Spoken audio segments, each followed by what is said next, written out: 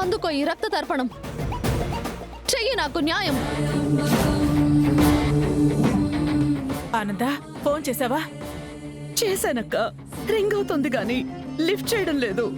ఇంకోసారి చేయమ్మా.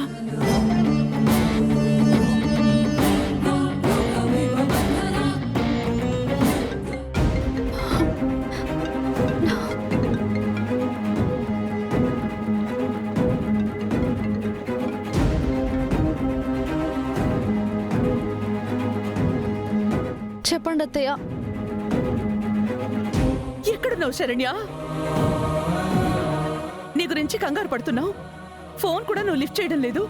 నా భర్త జాడ తెలియజేయమని అమ్మవారిని వేడుకుంటున్నాను. గుడిలోనైనా నాకు న్యాయం జరుగుతుందేమోనని ఆశతో వచ్చాను. ముందు నువ్వు ఇంటికి రామ్మా. రానత్తయ్య. శరణ్య, మా మాట విను. ముందు నువ్వు ఇంటికి రా, మాట్లాడుకుందా. దర్శన్ గురించి తెలియందే నేను రానక్క. దర్శన్ ఆనవాళ్ళు తెలిసినట్టు పోలీసుల దగ్గర నుంచి కబురొచ్చిందమ్మా. పుట్టినరోజు నాడు నేను పెట్టిన గొలుసుని కానిస్టేబుల్తో పంపించారు.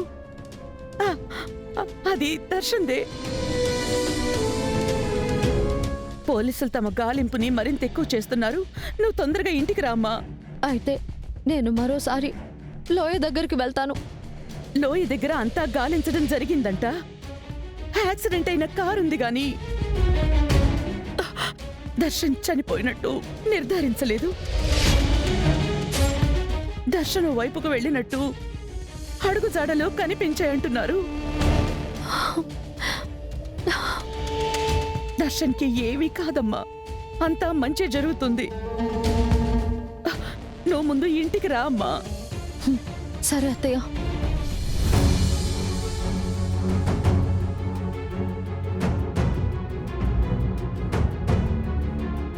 నా మొర నాలకించి నా భర్త చనిపోలేదన్న వార్తను నాకు తెలియజేశావు.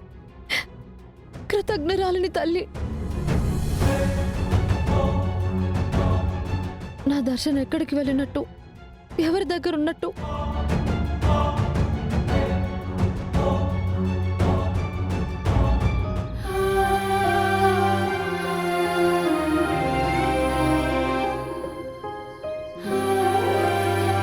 దర్శన్ గారు, శరణ్యకు మీరంటే ప్రాణం.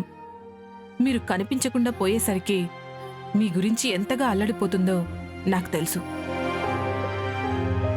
అన్ని గండాలు దాటించి మిమ్మల్ని తీసుకెళ్లి తనకప్పగిస్తాను.